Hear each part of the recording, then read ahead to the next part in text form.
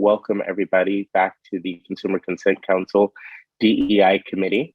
It is definitely my pleasure today to continue our conversation. I cannot tell you that I am so excited to have this conversation today with my friend Sean Reed McGee. We oftentimes laugh about how our friendship started, and I'll just make it simple. It was a simple head nod that led to really what I consider to be a growing lifelong relationship. So, with that being said, Sean, can you just start off by giving your background and experience in performance marketing and just introduce yourself to everyone? Thank you so much, Matt. And I appreciate it. I think that our friendship will be one that will be forever lasting. I think this season is going to last for about 50 or 60 years. Then I might have to cut you off.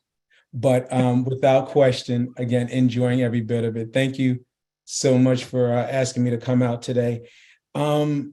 Sure. Where do I start? I think the three pillars I have is always dream, plan, and connect. Those have been three pillars that I've been able to lean on for a very, very long time. I won't start from the very beginning of time because we don't have enough time. However, what I will tell you is that, again, being a college student who applied to a job offering on Staten Island and it was right down the hill from Wagner College, and went down and was able to, I guess, impress Luciano Ramaroni and Sarah Fiederholtz, who gave this young guy an opportunity to start before I even finished college. And from that point on, they sat back and they scrutinized. They welcomed me and scrutinized every single day. I never forget when Sarah sat back and again, me as this New Yorker with the accent, of course, and my terminologies for so many things. She sat back and she gave me her first gift to me was a thesaurus. And she sat back, and as I was on sales calls, she would actually look over my shoulder and then critique almost every single thing that I said after I got off the phone with people. And this is back in the day where our office was about this big. We sat right next to each other, and I'll never forget it. It was something that blew my mind, but yet nonetheless, I embraced it. At the end of the day, the fact is that, again, I've always been a dreamer. And with that in mind, again, starting in sales and marketing was something that was, I think, very much in line with what I wanted to always do.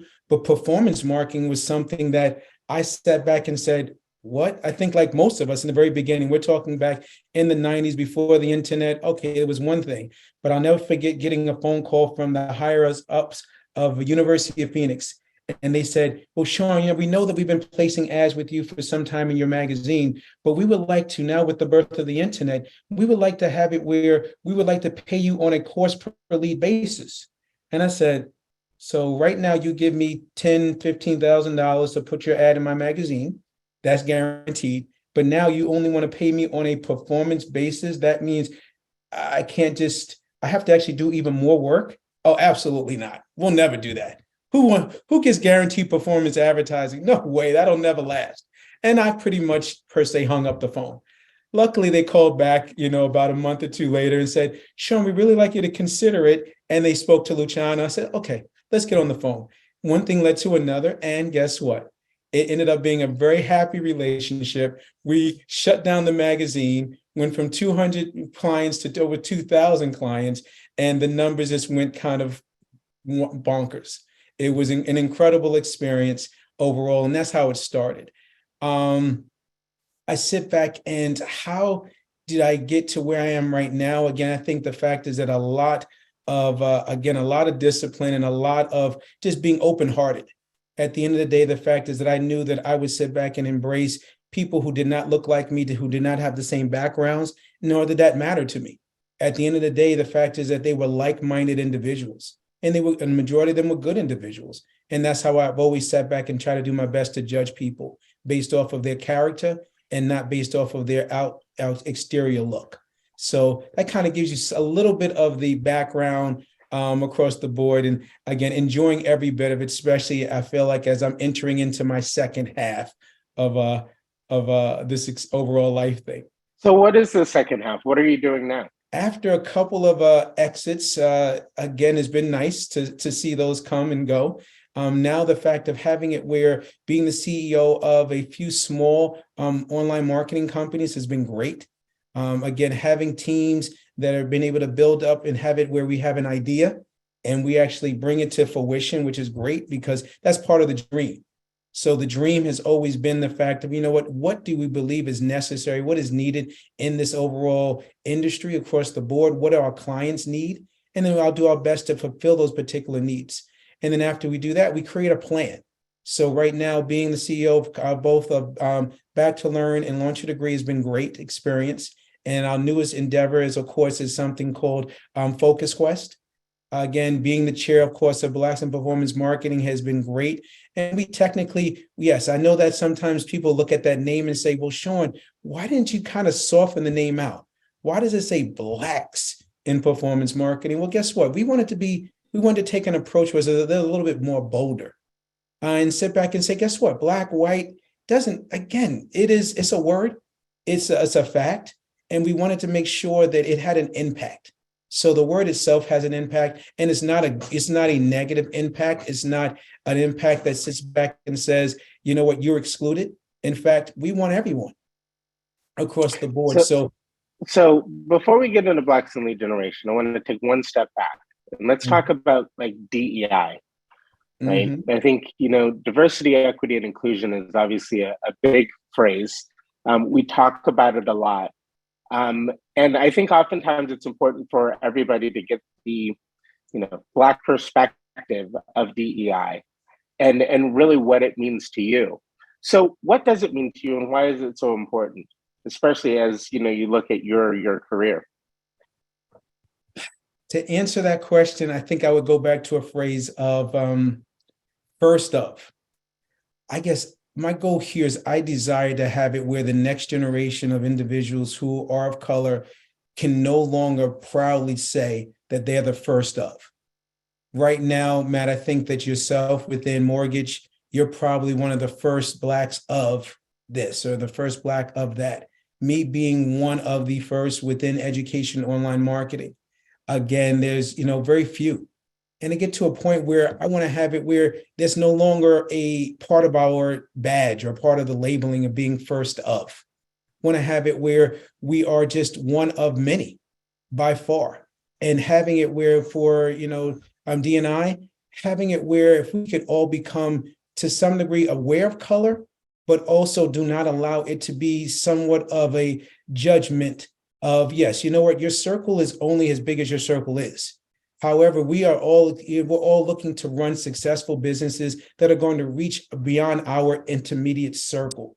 And so what do we need to do? We need to make sure that people are on our team that have maybe a better connection. And that goes to that third pillar, as I mentioned, as far as goes connecting, being able to have a connection with individuals who don't necessarily look like us, don't necessarily always sound like us.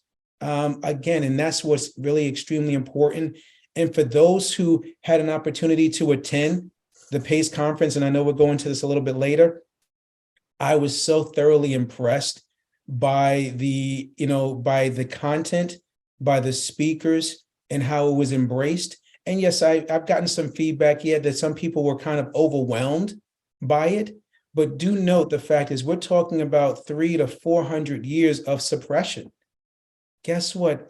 It'll be okay to understand that you will be a better person, that you will be have a better company if you embrace the realities of this world, which is that everyone doesn't look like me or everybody doesn't look like you. We are in essence extremely a diverse country and diverse world.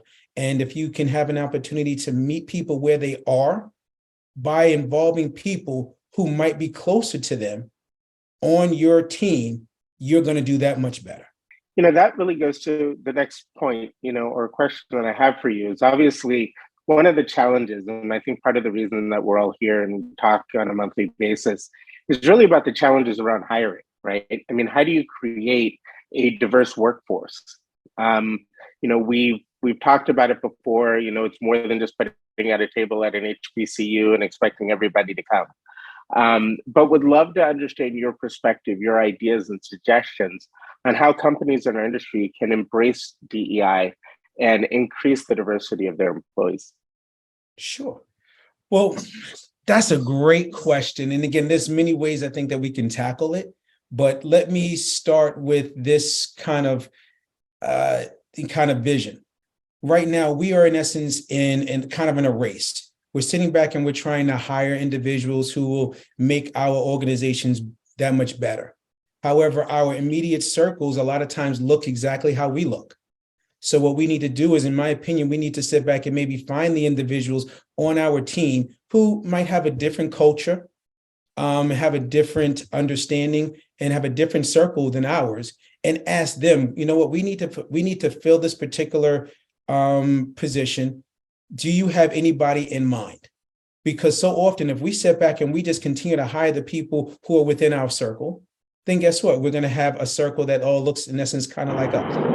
And that's something that we want to sit back and do our best to avoid. So that's one thing. But then the analogy that I like to always tell people is the fact is that if you're looking to hire a little differently, you've got to do some things that you've never done before. So with that in mind, think of it almost as a race. And I think some people may have seen the situation where in a race you have it where you have all these individuals who are lined up and they're ready to, in essence, go job hunting across the board. But so often that individual of color never even hears that, that the starting gun has started. And so by the time they actually have an opportunity to catch up, the position's already taken. So what we're doing here, even within Blacks in Performance Marketing, having it where if there's an opportunity for any and every organization to sit back and put that job posting on places and companies that actually cater to individuals of different cultures, first and foremost. And then, so that means, again, don't change anything about the subject matter, but just place it where you know that a lot of people who in essence are outside of your circle will probably be attending and watching, and on those particular websites would be ideal. Give them an opportunity to actually submit their resumes, and then you can go out there and put it in all the generic areas where everybody else can go in there. But who knows, by the time you put it there, maybe you've already got the person that you want based on these other areas, but you've got to do some things that you've never done to get the results that you would like to have. Great. So I know you touched on conferences already, and I'm going to bring it back up again just because I want to make sure that everyone understands what just took place. I was only at the PACE ACX event for 1 day. I showed up on Tuesday.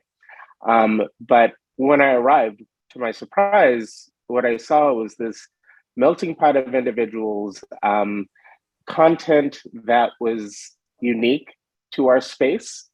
And I think it really opened up the opportunity for thought, right? I think it really allowed people to think beyond just the day-to-day business. I'll use Ndala as an example in terms of, her discussion on critical thinking.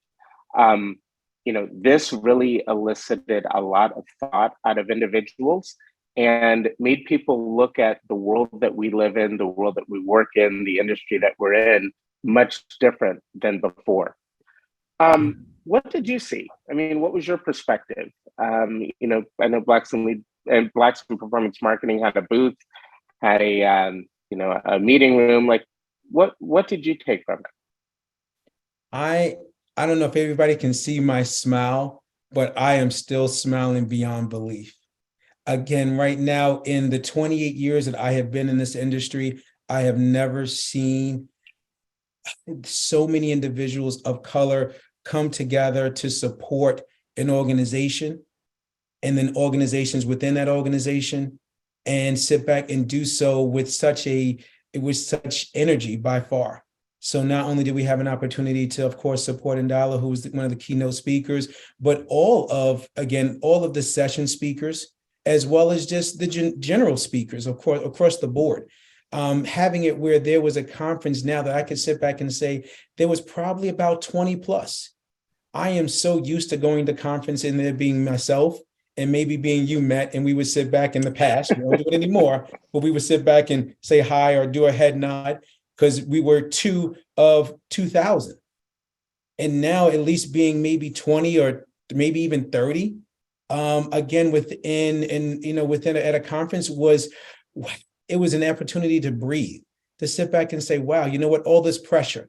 So guess what? If somebody sat back and said, if there happened to be, and I'm going to be a little sarcastic, if there happened to have been an issue with that happened in the industry as far goes something that was concerning a Black person, everybody wouldn't come to Sean and say, Sean, you're Black. Can you help me with this? Guess what? Now there was like 30 other people that you can go to. It felt great.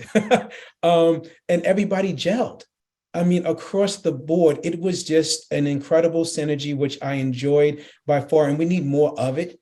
Ultimately, again, I think we all have businesses that are catering to, again, even if it's just in the US, 17% of the US, again, is individuals who are African-American at a minimum. And then, of course, if you start taking all the other cultures here and there, you're talking about 50%. But yet the leadership of so many of our businesses are far from, reflective of the people that we're serving. Why is that the case? Because most likely, again, not a bad thing per se, but we're hiring within our own individual circles. And if we can expand that, I believe that we'll do much better, we'll make more money, and we'll be more relevant. And guess what? We'll feel better. So this is never, when you sit back and you see Blacks in performance marketing, that's something that I want to make sure that every individual who's not of color does not feel any kind of guilt or shies away or walks away. Guess what? Embrace, because guess what? We are part, everyone. Our cultures might be different, but nonetheless, I believe that a majority of us are very extremely like-minded, and we are good. Everybody's a good person to some degree until they prove otherwise. Guess what? Let's embrace that. So again, Pace set the bar extremely high, and I'm looking forward to seeing exactly what other conferences how they can follow behind, and making sure that there's a carve out and allow everybody else to kind of, once they see that the door is open, allow everyone to walk through the door. I'm not saying that you have to do everything across the board, but if the door is open, then guess what? Allow individuals of color to come walk through that door. So yeah, thank Sean, you. one thing I want to call out. Actually, two things. Number one, it was a great opportunity for Black people in the industry to come together. Again, it's very rare. I remember when there were shows that someone would say that I did something or they saw me somewhere and it wasn't me and it was Sean, right?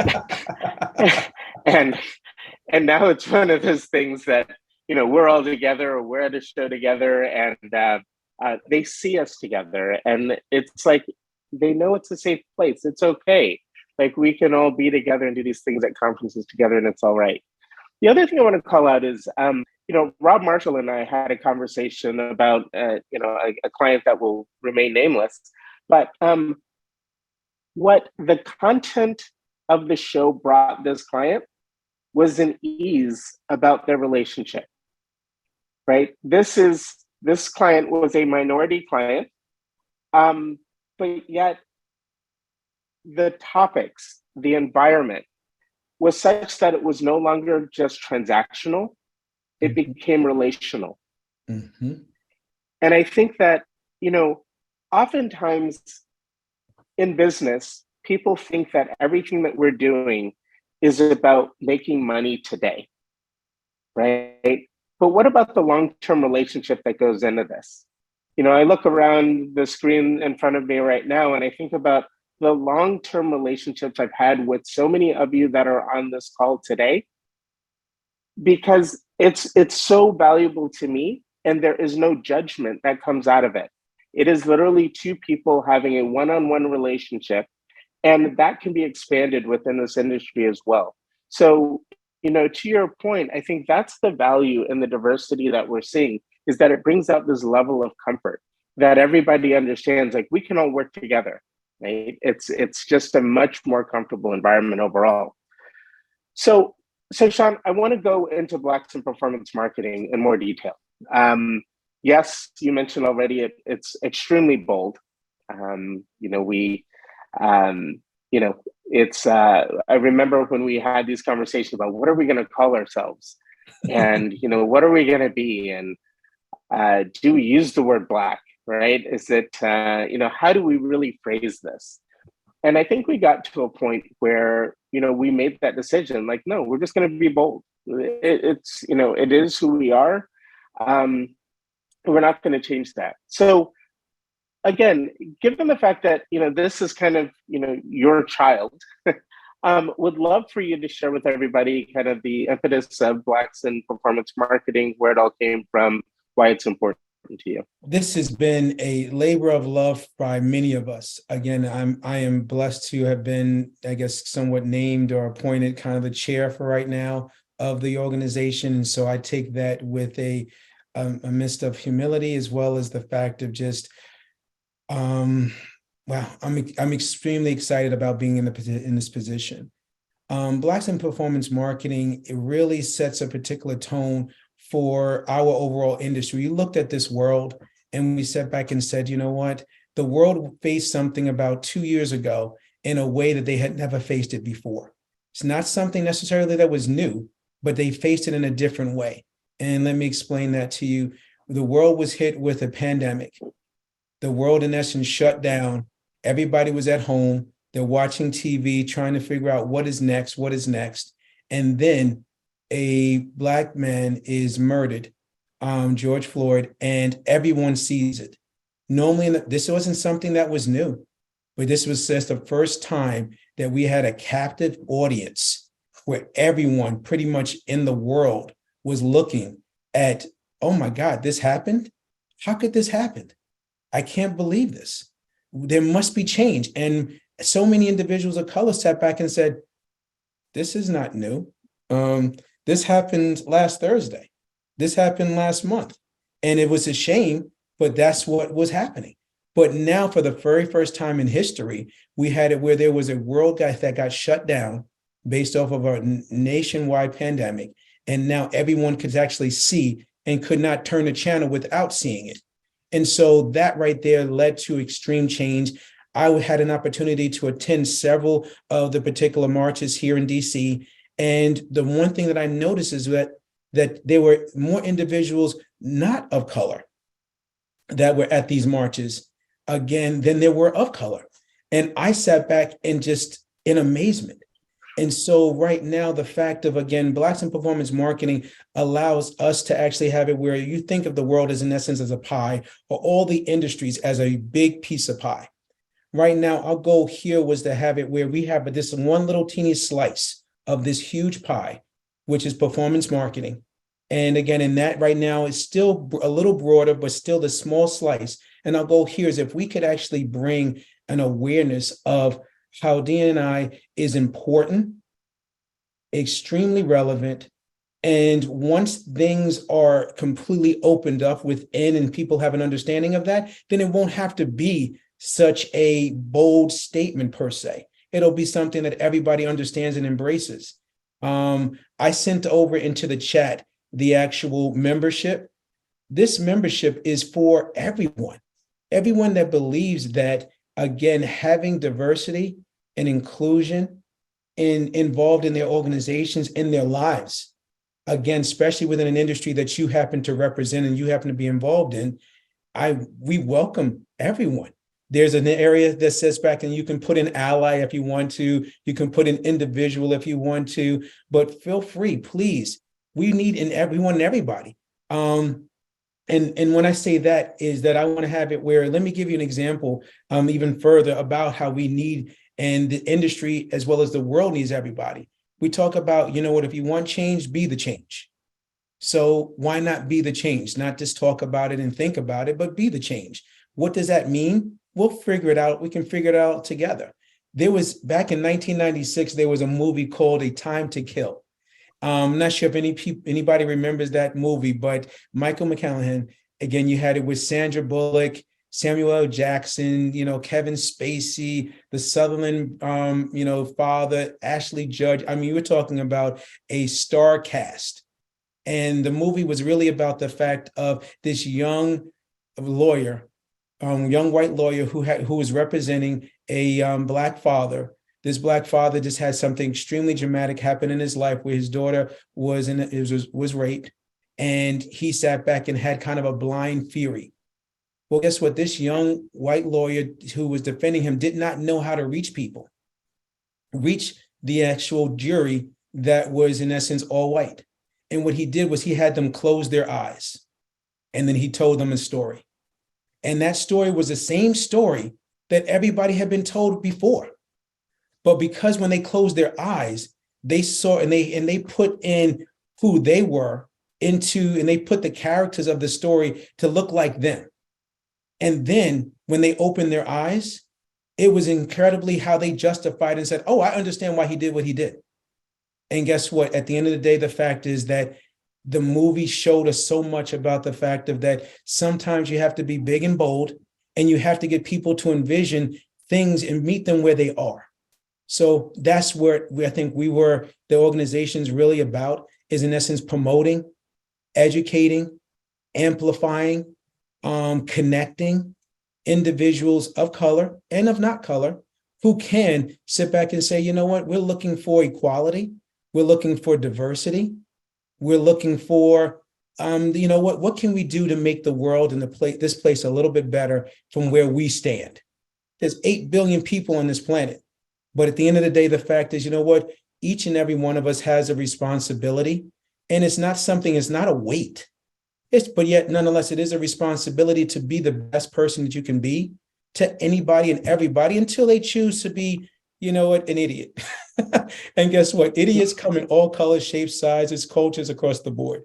Until they prove to you who they truly are, guess what? Let's love on each other, based on what we see and what they expose us to. Great.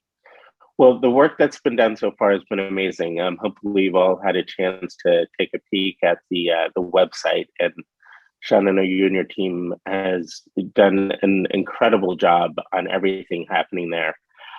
One of the things I want to mention about the site, though, is the employment section, so the career section. And maybe you can talk about what's happening there and what you're looking for that can help grow the audience around the careers available. Excellent. Again, I love this particular division or section of the website. We created where, again, everybody remembers, again, there was a particular politician who said, you know what, I'm looking for people of color. I have a folder.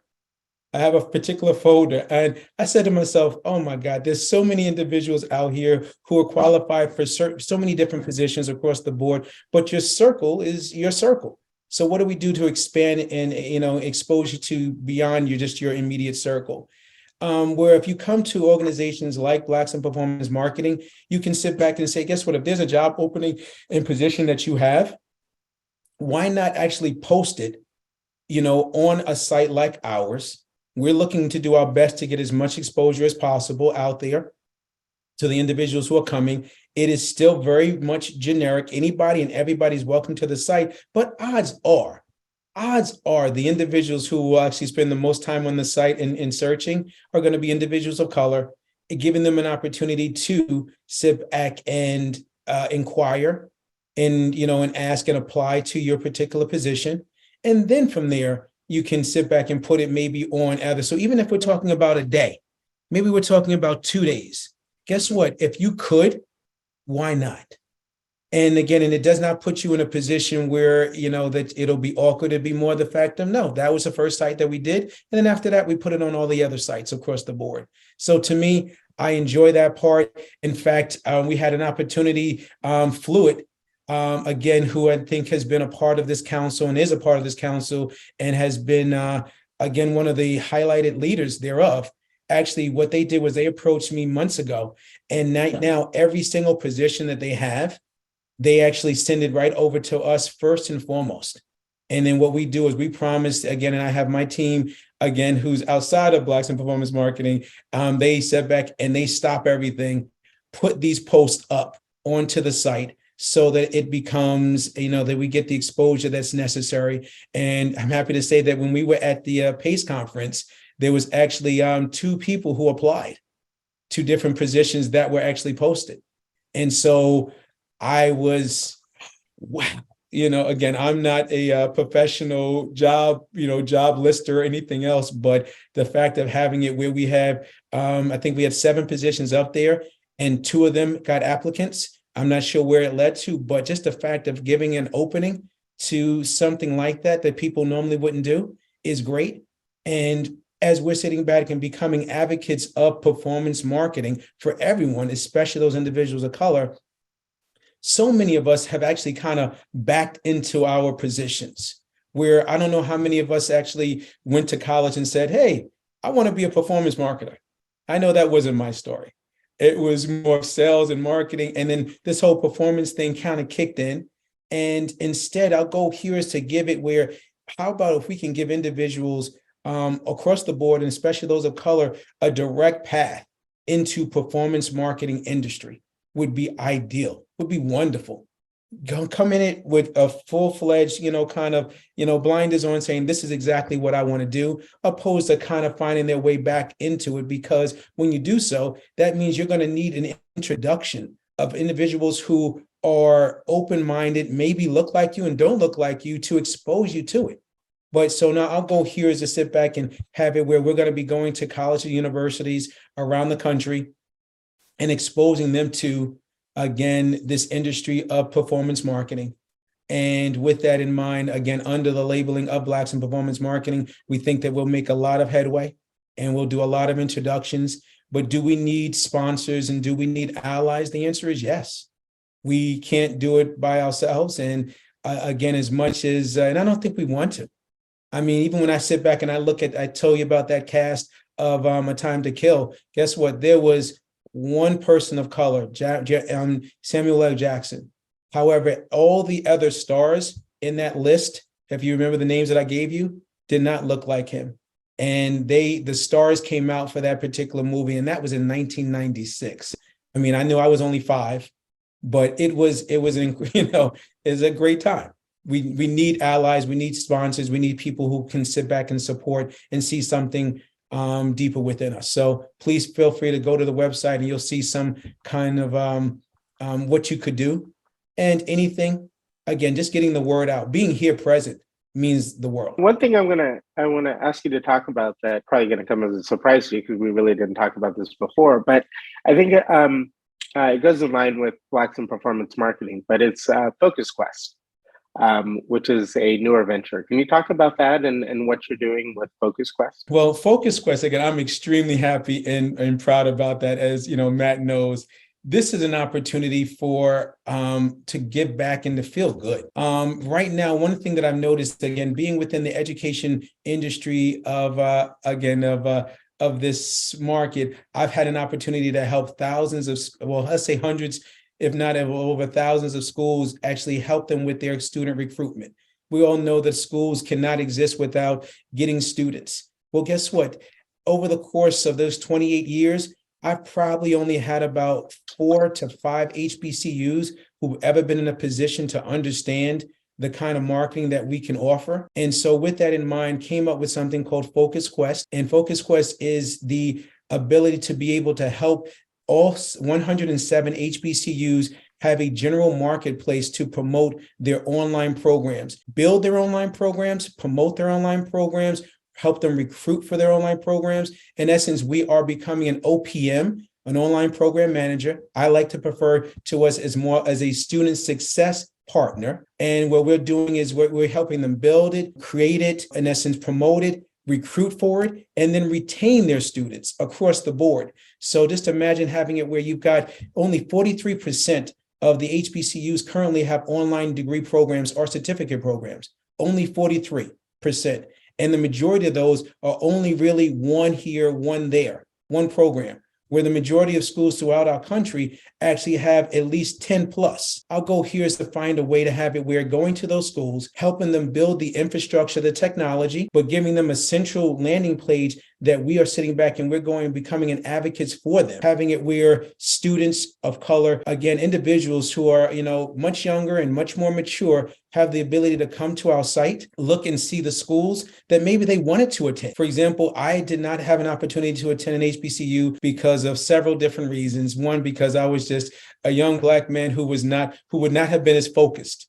And so I needed to focus at a smaller school, one thing to another. But now all my daughters have gone to HBCUs and they love the experience across the board. However, guess what? If they wanted to attend a HBCU, odds are they could not get the online degree if they wanted to have one at that particular school. What do? So our goal here is to be a difference, to make a difference, to be the difference, as I mentioned before. And so with this particular company, our goal here is, again, we're going to be starting as of next month, approaching all the schools, each and every HBCU across the country, and having it where our goal here is we don't want any money up front. Our goal here is to serve as an OPM, where we will promote, build, advocate all of their online programs, and then help them recruit. And then, of course, we do a tuition share with them. But I believe that it'll work out well. So far, we've gotten really good feedback, and the partners that we have that are coming with us, again, include several people, but we have the fraternities that are supporting us. You have to meet people where they are. And again, even when you're talking about certificate programs, the majority of the HBCUs can't offer that online, but we have the infrastructure and the technology to be able to help them. And we still need more partners because, again, as good as I think we are, there's still some holes. So again, I'm going to be reaching out to probably everybody on this chat by far. You're probably already on my hit list. Earl, I just heard about some new technology that you guys have. So I'll be, working my way over to you as well. Definitely excited about Focus Quest, the overall mission of what it's going to accomplish, because it's going to be something that completely outlives me. Because again, having it where these schools, if they do not advance their educational offerings, they won't be around 5, 10, 15 years from now. And so our goal here is to feed into the future. And if anybody would like, I would love for everybody to attend the next Blacks in Performance Marketing call that we have. We actually have the CEO of NSBE. She's actually going to be our guest speaker next week. And she also happens to sit on the HBCU White House Initiative Board. So she's one of about 15 people who make major decisions for the HBCUs in regards to funding. She's going to be talking to us about a little bit about the debt forgiveness plan that they are helping to, feed out. And I love it. But do note that that plan focuses on the past. That plan focuses on the individuals who already had debt left and right, and how you feel about it is how you might feel about it. But Focus Quest focuses on the future, the individuals who have yet to go to school, whose options might be limited, but yet if they actually have it where these schools have a larger offering, especially online, have an opportunity to achieve and acquire those individuals as students there. So I could talk all day for it, but I'm going to shut down. But thank you again. Loving the effort. And anybody who has any input, please, my door is always open. So Sean, what you're doing is amazing, both within our industry and obviously within the EDU space and the assistance you're providing HBCUs. But, with all things, there's got to be kind of this future state. When you look in this crystal ball here, where do you see things progressing? Where do you want them to go? What is Sean Reed McGee's goals and objectives here and all the things that you're doing? Where do I see things and where do I see myself? I'm working on my dash. I told somebody this other day, the fact is, you were born, you sunset. That dash in between is what I'm working on. And so my goal here is if I can do my best to make the world a better place, then by far, and not just do it in a superficial way of saying, hey, I helped one person or I helped a little lady across the street. That's great. But the fact is making some significant impact is really what my aim is, even if that means the fact of just in being able to have conversations like this where people can sit back and say, hey, guess what? If I can get 3 or 4 more people to understand that this, understand the bigger picture is important. So I want to sit back and I want to, in essence, recruit individuals who are like-minded, who are from all different cultures and ethnicities to sit back and to care. That, things are not in essence equal. Things are not, again, as they should be and, per se in the perfect world. But if we sit back and put our efforts into it, we can make the world better. In doing so, I'm looking to have a greater impact. I think, my first, let's say 25 years of being in this industry have been where I wanted to kind of grow and succeed on certain levels. Now, I guess I'm more focused on the fact of what can I leave behind? What can I sit back and encourage people to think beyond and have it where, guess what, when I leave the industry, I would hope that there are, 5, 10 times the amount of individuals of color in the industry than when I first came in. And again, the PACE conference was a great sign, having it where we went from 1 to 2 to, in essence, 25. And I would love to have it where years to come, there are 50, and 100. That's still talking about 100 of 2,000, which is still not reflective of what the population that we serve, but it would be an incredible impact. And I believe that we all would actually benefit greatly from it. Again, we dream, we plan, we connect. Well, Sean, thank you so much. I think it's one thing for us to be on these calls together. It's another thing for us to really get to know each other and understand the perspectives of others. What drives us to be here, what drives us to do the things that we do. And, I personally want to thank you for all the effort that you put into this, obviously within the industry and outside of the industry, given your businesses. So what I would like to do at this point is open it up to any questions that anyone has, and we can go from there. Sean, thank you so much for just sharing that with us. Do you see any potential roadblocks as you progress with Blacks in performance marketing? 1,000%.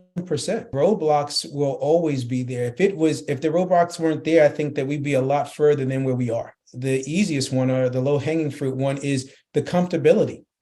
Mm-hmm. Individuals feeling uncomfortable and having the conversation, having it where we have sessions that are talking about D&I, and they sit back and say, well, why do we need this? Why do we need this? Well, then perhaps you haven't not opened your eyes and maybe looked completely around to sit back and see that there is incredible inequality. And it's always interesting when you have it where individuals who are of the majority, be it and of the powers to be, who sit back and say, well, everything's fine. Well, that's because you're seeing it from your position. What I would love for you to do is put yourself in someone else's shoes that does not look like you, does not necessarily sound like you, and could be just as intelligent as you are. But guess what? Life is different for them. So making people feel less uncomfortable and having the conversation and approaching individuals, again, in a different way, to me, that makes all the difference in the world.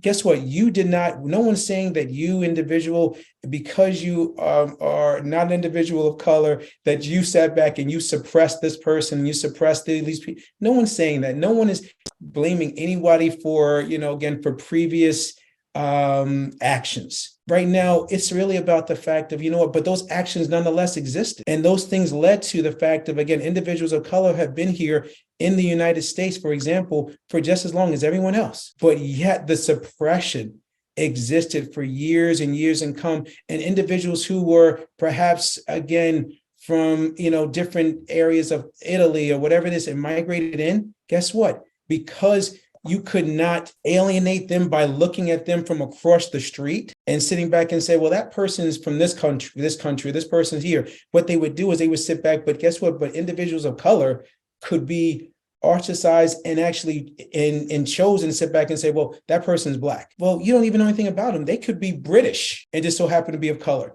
They could be Jamaican. They could be this. They could be from any island. You don't know anything, but just because they have pigment in their skin, they've always been kind of hand chosen because that's the low hanging fruit of, I know that person is Black. Well, guess what? It is what it is. That's reality. But I would love to have it where everybody across the board sits back and thinks a lot differently and doesn't become uncomfortable with the conversation. I'm not uncomfortable bringing it up. Don't be uncomfortable. And I'm the person who, in essence, has been suppressed, again, across the board. And even myself, again, I have, and I can tell you stories. But at the end of the day, the fact is I still smile. And I think one of the greatest things that my mother did for me is that as I would sit back and I would get picked up on the little yellow bus, being taken out of the hood to be taken to my school, my high school and my elementary school, that, where I was a minority.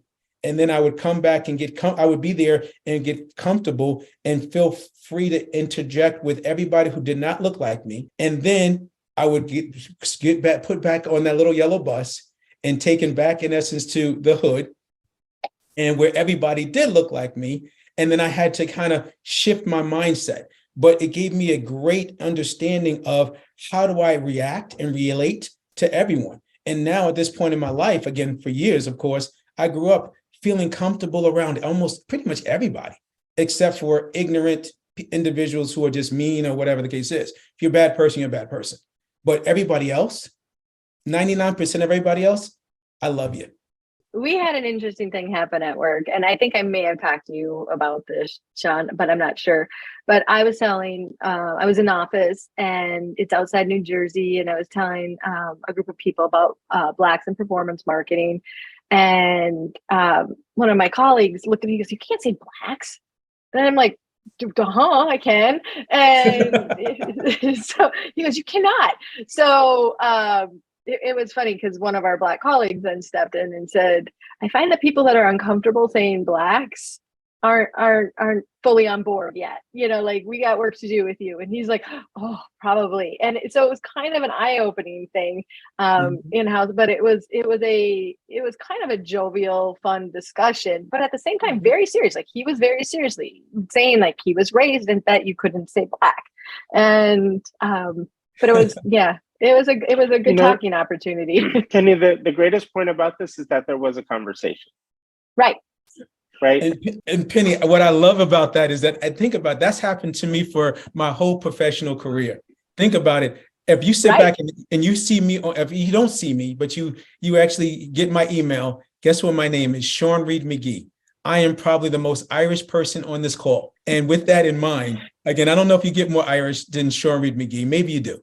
But I'm probably in the top 5 or so as far as name wise.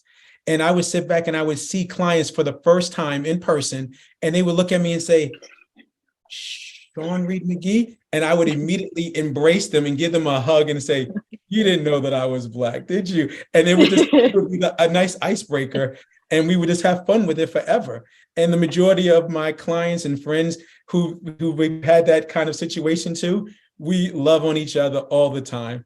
By far, right. And I think that's taken them, to a whole nother place of comfort. Right, I love it. Sean, I had a question. Thank you very much. I apologize for being late to this.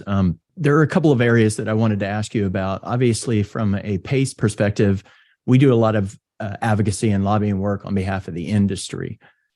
With things that we see in the headlines today with affirmative action and some of the things that are being tested at the highest level, how could an organization like Blacks in Performance Marketing take what you guys have going on and be able to help us from the advocacy and lobbying side to actually create a narrative that has a place for it in all of the other things that we're stumping for at the state and federal level? I wrote down everything that you said that you're doing and the things that you want to do, but can we take that narrative up a little further and actually address some of the things that are truly impacting some of these HBCUs, people, students, and in general, some of the other players? I mean, I think it was Rob Marshall around our board meeting.